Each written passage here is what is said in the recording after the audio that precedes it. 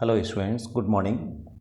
Last class तक हम gametogenesis के बारे में जान चुके थे और लास्ट क्लास में स्पेशली हमने पढ़ा था oogenesis। नाउ टुडे आज की क्लास में, आज की जो क्लास होने आ रही है उस क्लास में हम बात करेंगे मेंस्ट्रुअल साइकिल, यानी कि फीमेल्स के अंदर एक स्पेसिफिक कैरेक्टर मेंस्ट्रुअल साइकिल। आखिर ये मेंस्ट्रुअल साइकिल होती क्या है? एक्चुअली में होता क्या है कि जैसे जैसे of spring, female of spring बड़ा होता चला जाता है तो अपनी प्यूबर्टी पर अटेन करता है due to the hormonal change. Puberty यानी कि जब उसके अंदर सेकेंडरी सेक्सुअल कैरेक्टर शो होने लगते हैं उस वक्त उसके अंदर एक रिप्रोडक्टिव साइकिल स्टार्ट हो जाती है। रिप्रोडक्टिव साइकिल यानी कि जो ओवा है उसका ओवा का बनना, फिर डीजनरेट होना या फर्टिलाइज होना, फिर दोबारा से ओवा का बनना, फिर या तो फर्टिलाइज होना या फिर डीजनरेट होना। तो रेगुलरली जब ये साइकिल रिपीट होती रहती है तो इसी को हम कहते हैं रिप्रोडक्टिव साइकिल, और इसी रिप्रोडक्टिव साइकिल को फीमेल्स के अंदर हम मेंस्ट्रुअल साइकिल भी कहते हैं। ये अप्रॉक्सीमेट लगभग 28 या 29 डेज की होती है, जो कि specially monkey, apps, human in तीनों में पाई जाती है। बात आती है कि अभी मैंने थोड़ी देर पहले बात की थी कि प्यूबर्टी होती क्या। एक्चुअली मैं पहले ही बता चुका हूँ कि जैसे जैसे अगर मान लीजिए दो छोटे छोटे बच्चे हैं और अगर हम उनको देखें तो उनकी बॉडी को अगर एक ही तरह की ड्रेसिंग करें उनकी प्रॉपरली तो हम easily can not differentiate between them that who is the male and who is the female. But whenever they attain the puberty, यानी कि जब वो प्यूबर्टी अटेन करते हैं then at that time we can easily differentiate between the that who is the male and who is the female, and these differentiation can be developed or can be say on the basis of the secondary sexual character. It means जब कोई भी baby अपने अंदर in secondary sexual characters को show करना शुरू कर देता है eight that time that attain the puberty. Female के अंदर जो प्यूबर्टी अप्रॉक्सीमेटली मानी जाती है स्टार्ट हो जाती है लगभग 11-12 साल से, तो उस वक्त उसके अंदर रिप्रोडक्टिव साइकिल स्टार्ट हो जाती है, मेंस्ट्रुअल साइकिल स्टार्ट हो जाती है। तो पहली जो मेंस्ट्रुअल साइकिल होती है that is known as the मीना, उसे हम कहते हैं मीना। और अप्रॉक्सीमेट 50 ईयर्स पर ये मेंस्ट्रुअल साइकिल स्टॉप हो जाती है और जो लास्ट मेंस्ट्रुएशन होता है that is known as the menopause. ये अप्रॉक्सीमेट है, it is not a fix as.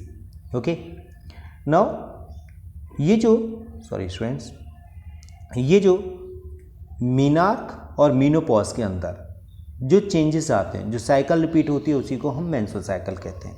आपको लास्ट oogenesis याद हो तो oogenesis में हमने आपको बताया था कि जब फीमेल अंडर प्रेगनेंसी होती है अपनी मदर के तो उसी वक्त उसकी जर्मिनल एपिथेलियल सेल से, जर्मिनल एपिथेलियल सेल्स में डिवीज़न होता है, माइटोटिक डिवीज़न, और डिवीज़न होने के बाद में एग मदर सेल्स डेवलप हो जाती हैं। एग मदर सेल्स जो कि बाद में मॉडिफाई होती हैं प्राइमरी oocytes में।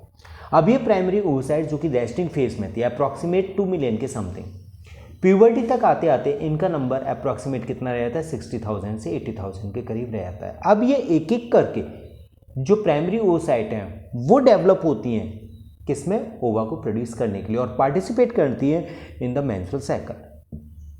ये जो मेंस्ट्रुअल साइकिल है, इस मेंस्ट्रुअल साइकिल को हम खास तौर से 4 स्टेप्स में डिवाइड करते हैं। Number 1 menstrual phase, number 2 follicular और proliferative phase, number 3 ovulatory phase and number 4 luteal phase. ये 4 फेजेस हैं। मेंस्ट्रुअल फेज जब फीमेल्स के अंदर स्टार्ट होता है मेंस्ट्रुएशन, जो कि लगभग 3 से 4 दिन के लिए रहता है। फॉलिकुलर फेज या प्रोलिफरेटिव फेज इसे हम कहते हैं जिसके अंदर प्राइमरी oocyte मॉडिफाई होती है ग्राफियन फॉलिकल्स में, प्राइमरी oocyte ग्राफियन फॉलिकल्स में मॉडिफाई होती है।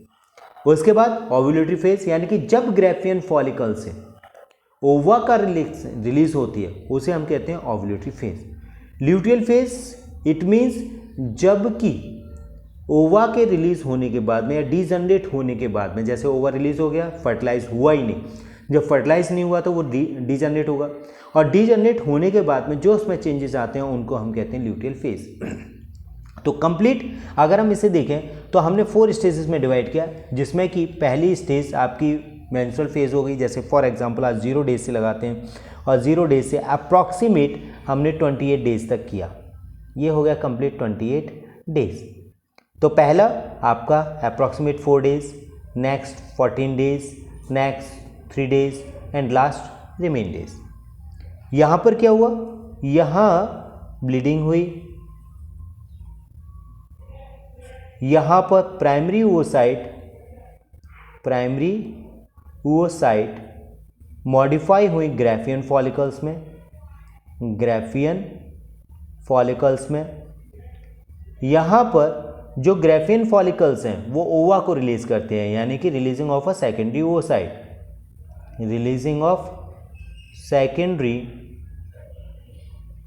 oocyte। अब ये फर्टिलाइज नहीं हुई, जब फर्टिलाइज नहीं हुई तो पोस्ट ओव्यूलेटरी चेंजेस हो रहे हैं, यहाँ पर पोस्ट ओव्यूलेटरी चेंजेस। अब ये क्या क्या होते हैं और किस किस तरह से होते हैं। तो सबसे पहले आप देखिए मेंस्ट्रुअल साइकिल में, जब मेंस्ट्रुअल फेज की बात करें तो यहाँ 3 से 4 डेज, और यहाँ अप्रॉक्सीमेट क्या होता है, ऑटोलाइसिस होती है। ऑटोलाइसिस जिसका मतलब होता है कि जो अनफर्टिलाइज्ड एग है वो अनफर्टिलाइज्ड एग ऑटोमेटिकली डिजनरेट होना शुरू हो जाता है, डेड होना शुरू हो जाता है और अनफंक्शनल होना शुरू हो जाता है या फंक्शनलेस होना शुरू हो जाता है। और ऐसा क्यों होता है, एक्चुअली में जब फर्टिलाइजेशन नहीं होता है तो बॉडी के अंदर LH लेवल घटना शुरू हो जाता है। LH यानी कि ल्यूटेनाइजिंग हार्मोन। ल्यूटेनाइजिंग हार्मोन का जब लेवल धीरे धीरे कम होना शुरू हो जाता है तो जो ओवा वेट कर रहा है वो ओवा ऑटोलाइज होना शुरू हो जाता है।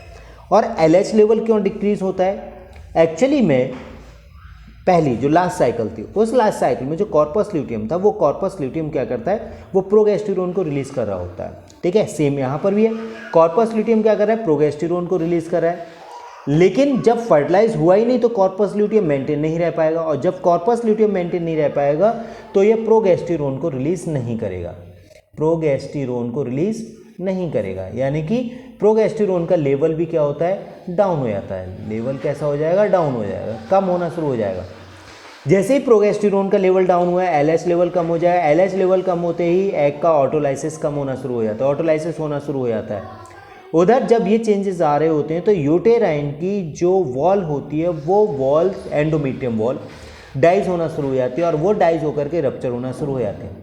उधर ये रप्चर होती है, उसके साथ साथ जो ब्लड वेसल्स होती हैं वो बस्ट कर जाती हैं। तो आप देखिए यूटेराइन की वॉल भी रप्चर हो गई हैं, उधर ब्लड वेसल्स भी रप्चर हो चुकी हैं, जिसकी वजह से वहाँ से ब्लड फ्लो होना शुरू हो जाता है। और वो ब्लड क्या करता है, जो ओवा डेड हुआ है उस डेड ओवा को बॉडी से बाहर रिलीज करना शुरू कर देते हैं।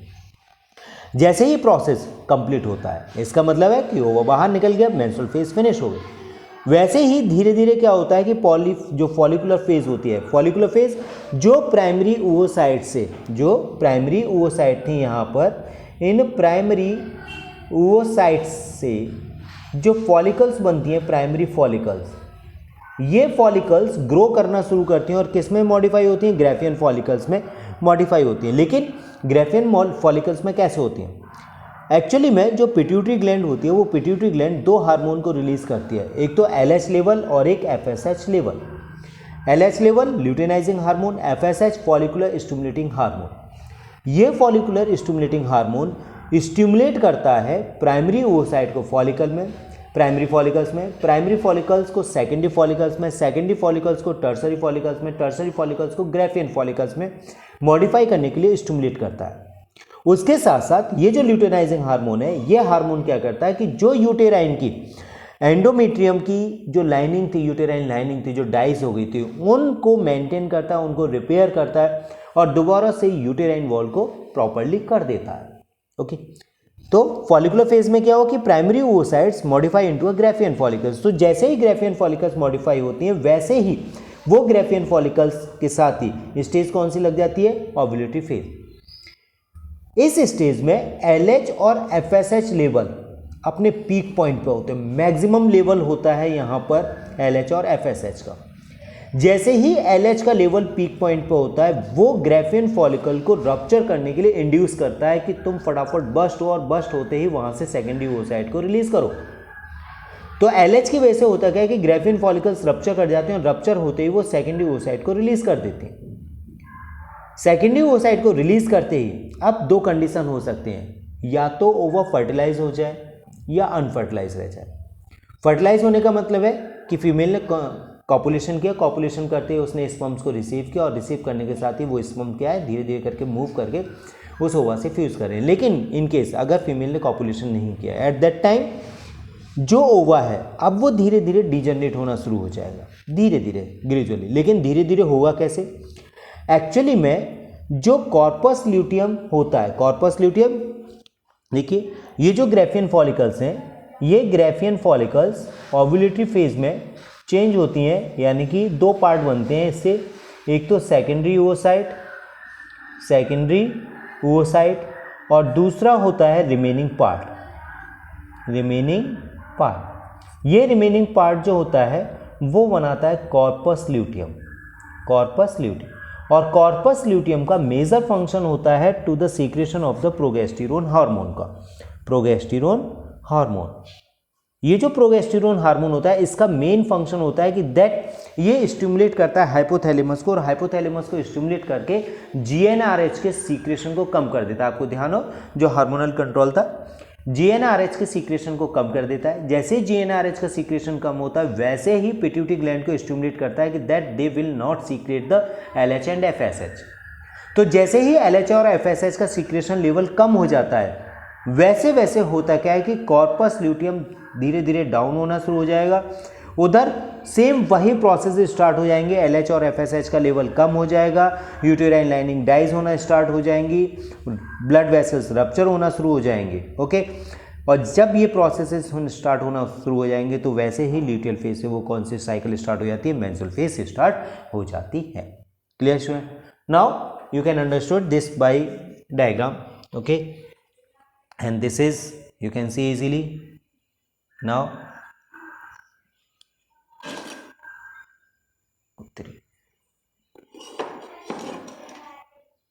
Okay, you can see here it is a diagram of the menstrual cycle.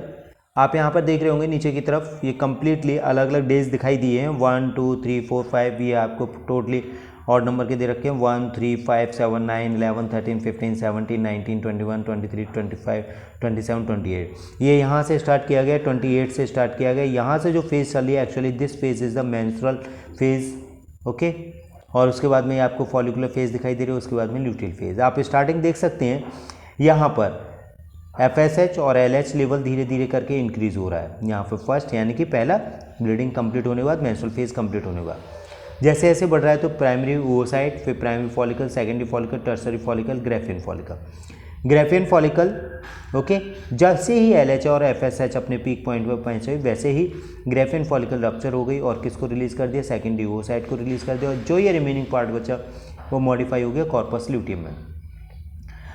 अगर मान लीजिए फर्टिलाइजेशन नहीं हुआ तो ये एलएच और एफएसएच लेवल कम होना शुरू हो जाते हैं। जैसे जैसे लेवल ये कम होना शुरू हो जाते हैं ये भी कॉर्पस ल्यूटियम डिजनरेट होना शुरू हो जाती है और प्रोगेस्टेरोन का सीक्रेशन कम हो जाता है। प्रोगेस्टेरोन सीक्रेशन कम होने से दोबारा से हाइपोथैलेमस स्टिमुलेट हो जाता है जीएनआरएच को रिलीज करने के लिए, और वो जीएनआरएच पिट्यूटरी ग्लैंड को स्टिमुलेट करता है कि that you should secret the LH and FSH. LH और एफएसएच रिलीज होते हैं वैसे ही दोबारा से ये साइकिल स्टार्ट होना शुरू हो जाती है, और इस तरह से कंप्लीटली मेंस्ट्रुअल साइकिल फीमेल्स के अंदर रेगुलरली रिपीटली होती रहती है। Okay students, I will be hope that you have understood this. Okay, now आप देखेंगे, दोबारा से देख लीजिए मेंस्ट्रुअल साइकिल, जैसे कि हमने कितने स्टेजेस में डिवाइड किया है? 4 stages, menstrual phase, follicular proliferative phase, ovulatory phase, luteal phase. Menstrual phase में क्या हो रहा है? ब्लीडिंग हो रही है। फॉलिकुलर फेज में प्राइमरी oocyte ग्राफियन फॉलिकल्स में चेंज हो रही है। ओव्यूलेटरी फेज में ग्राफियन फॉलिकल कॉर्पस ल्यूटियम और सेकेंडरी oocyte को रिलीज करता है। ल्यूटियल फेज में दोबारा से नेक्स्ट मेंस्ट्रुअल के लिए, मेंस्ट्रुअल फेज के लिए तैयार होती है। ओके स्टूडेंट्स, नेक्स्ट क्लास में मिलते हैं, बाय।